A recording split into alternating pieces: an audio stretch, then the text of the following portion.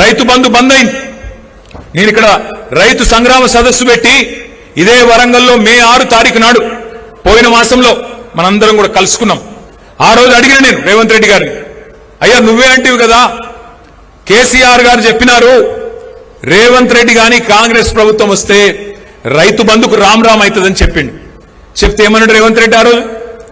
మేమేమన్నా దిమాగ్ లేని వాళ్ళమా, మేమేమన్నా దివానగాళ్ళమా, రైతు బంధు ఎందుకు బంద్ అవుతుందా అని మాట్లాడిండు. ఇవాళ నేను అడుగుతా ఉన్నా రేవంత్ రెడ్డి గారిని, 3 సార్లు రైతు బంధు ఎగ్గొట్టినోని ఏమనాలి? మరి ఏమనాలో గదే అనాలి. ఒక మాట మనం ఆలోచించవలసిన అవసరం ఉన్నది.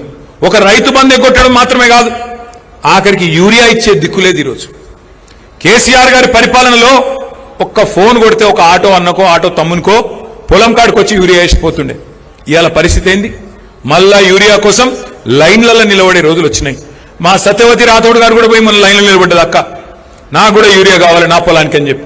ఒక పరిస్థితి ఇవాళ తెలంగాణలో కనబడతా ఉన్నది. ఈ 30 నెలల్లో జరిగిన వినాశనం, ఈ 30 నెలల కాంగ్రెస్ పరిపాలనలో చూస్తున్న విషాదం బహుశా ఎవరు కూడా ఊహించలేదు, ఎవరు కూడా కనీసం ఆలోచనలు కూడా రాలేదు. ఏమనుకున్నారు ప్రజలు? ఏమైతే రమేష్ పోతే ఇంకొక ఆయన వస్తాడు, ఏమున్నది పైన బటన్ ఒత్తితే కింద పైసలు పడుతూనే ఉంటాయి అని ప్రజలు కూడా అనుకున్నారు. రైతు బంధు అర్థం కాలే, కేసీఆర్ చేసిన పని అర్థం కాలే, 24 గంటల కరెంటు మర్చిపోయే పరిస్థితి. కానీ ఇవాళ ఒక్కొక్కటిగా అన్ని గుర్తొస్తున్నాయి. అందుకే నేను రమేష్ అన్నకు చెప్పిన, అన్న ఏం నష్టం లేదు, మనకేం వచ్చిన ఇబ్బంది లేదు. ఎందుకంటే అప్పుడప్పుడు గాడిదని చూస్తేనే గుర్రం విలువ కూడా తెలుస్తుంది ప్రజలకు, గాడిదల్ని చూస్తేనే గుర్రం విలువ ఏందో కూడా తెలుస్తుంది, చీకటిని చూస్తేనే వెలుగు విలువ కూడా అర్థమవుతుంది. అప్పుడప్పుడు తెలవాలి, లేకపోతే ఏమవుతుంది? అన్ని ఉత్తగానే వస్తున్నాయి. కేసీఆర్ ఇంట్లోకెళ్ళి ఇస్తుండా, ఇంకొక ఆయన ఇంట్లోకెళ్ళి ఇస్తుండా, ఎవరు ఇంట్లోకెళ్ళి ఇయ్యరు. అందరం ప్రజల సొమ్ముకు ధర్మకర్తలం. ఎవరైనా ఆ ఉన్న 10 పైసలు ఎట్లా వంచాలి, దేనికి పెట్టాలి, పేదవాన్ని ఎట్లా చూసుకోవాలనే చూసుకుంటాం.